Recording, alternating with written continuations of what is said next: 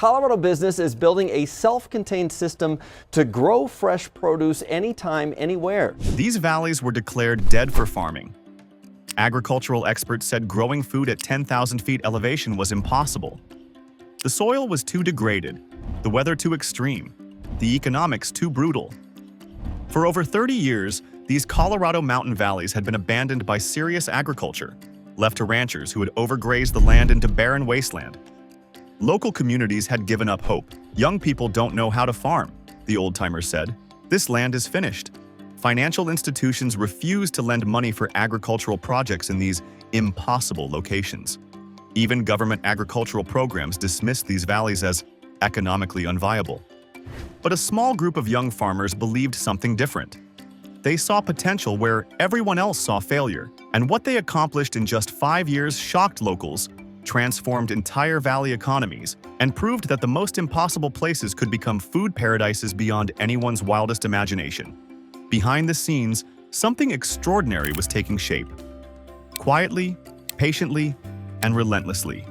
And the transformation that followed would leave entire communities speechless. Welcome to Forgotten Lands, where we uncover the impossible transformations that changed everything. To understand the magnitude of what these young farmers achieved, you need to see what they were up against. The Gunnison Valley had become a place where growing food was considered a lost skill. Decades of failed farming attempts had convinced everyone that agriculture above 8,000 feet was simply impossible in the modern era. The challenges were staggering.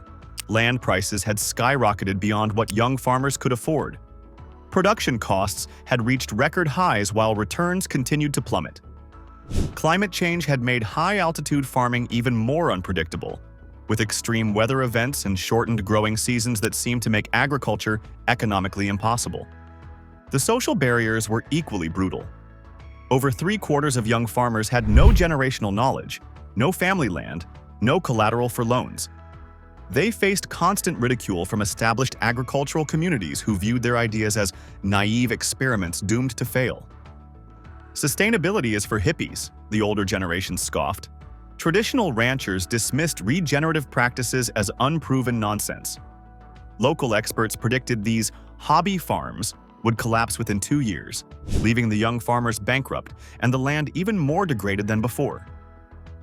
The few attempts at high-altitude farming had ended in spectacular failure.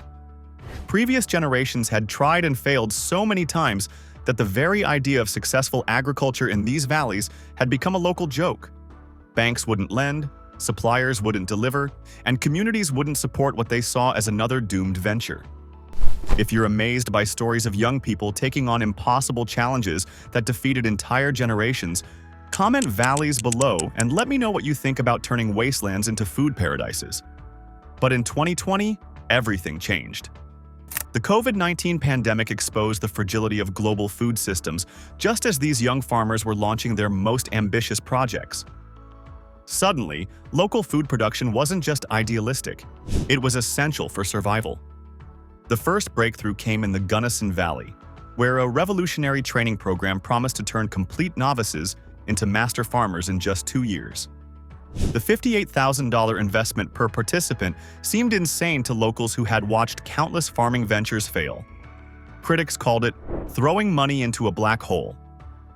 But the young farmers had a secret weapon, technology that previous generations never had access to.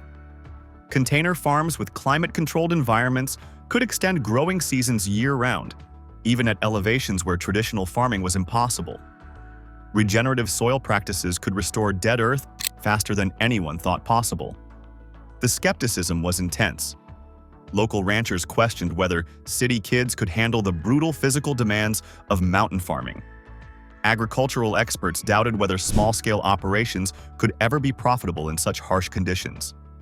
Even some government extension agents wondered if the program was setting participants up for devastating failure. Then came the results that shocked everyone. In 2022, just 2 years after launching, these impossible farms produced over 12,500 pounds of fresh produce from land that had been written off as worthless. The young farmers had created a distributed food system across multiple locations, farms, gardens, and revolutionary container growing facilities that operated year-round despite brutal mountain winters. The visual transformation was breathtaking. Valleys that had been brown, barren wastelands for decades suddenly exploded with emerald green rows of vegetables stretching as far as the eye could see. Where experts had declared agriculture impossible, lush food forests now covered hundreds of acres with thriving crops that fed entire communities. But the most dramatic transformation happened at Bears Ears Ranch, where 235 acres of land, destroyed by 30 years of overgrazing, became the showcase for regenerative agriculture. The young farmer who bought this worthless property used revolutionary grazing techniques to restore natural balance in just 2 years. The before and after images were stunning. Barren brown hillsides covered with dead grass and eroded soil transformed into rolling green pastures teeming with wildlife. The land that local ranchers had written off as permanently damaged became more productive and profitable than it had been in over half a century. If this incredible transformation from wasteland to paradise is inspiring you, hit that like button and subscribe to Forgotten Lands for more stories of young people achieving the impossible. The third miracle happened in the San Luis Valley, where a 165-year-old family business was about to close forever. The longest continuously operated business in Colorado was shutting down because no one believed agriculture could survive in the modern economy. Local communities prepared to lose their last connection to their agricultural heritage. But young farmers saw opportunity where everyone else saw ending. They transformed the failing grocery store into a community-owned food hub that connected local producers directly to consumers. What had been a symbol of agricultural decline became the beating heart of a thriving local food economy. The economic impact was staggering. These young farmers weren't just growing food, they were creating entirely new economic models that generated more revenue per acre than traditional agriculture ever had. Direct-to-consumer sales, community-supported agriculture, and agritourism were bringing money into valleys that had been economically stagnant for decades. The environmental results were equally spectacular. Regenerative practices were rebuilding soil health at unprecedented rates, increasing biodiversity, and improving water retention in landscapes that had been degraded for generations. The young farmers were proving that agriculture could heal the environment rather than destroy it. But the most shocking transformation was social. The same communities that had mocked these young farmers as naive dreamers were now celebrating them as local heroes. The impossible had become inevitable, and everyone wanted to be part of the success story. "I don't judge anyone for working hard," one young farmer explained, "but we're at a tipping point. More land is becoming unusable because the soil is dead. People will naturally be more open to change when the old ways stop working." The attitude shift was dramatic and complete. Ranchers who had dismissed sustainability as hippie nonsense were now asking to learn regenerative techniques. Financial institutions that had refused loans were now competing to fund expansion projects. Government programs that had ignored these valleys were now promoting them as models for the entire region. The success attracted attention from across the country. Agricultural universities began studying these techniques. Other mountain communities started reaching out to learn how they could replicate these transformations.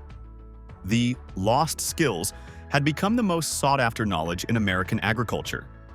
Today, as you fly over Colorado's mountain valleys, the transformation is visible from the air.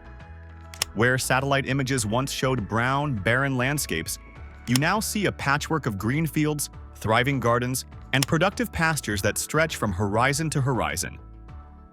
The valleys that were declared dead for agriculture have become some of the most productive and profitable farming regions in the entire state.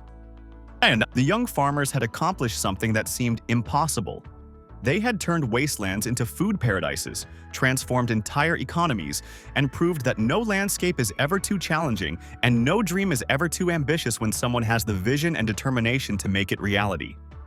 From forgotten valleys to food paradises, from dead soil to emerald abundance, from skeptical communities to thriving agricultural hubs, Colorado's young farmers proved that sometimes the most spectacular transformations happen not despite the impossible odds, but because someone was brave enough to believe that impossible was just another word for opportunity.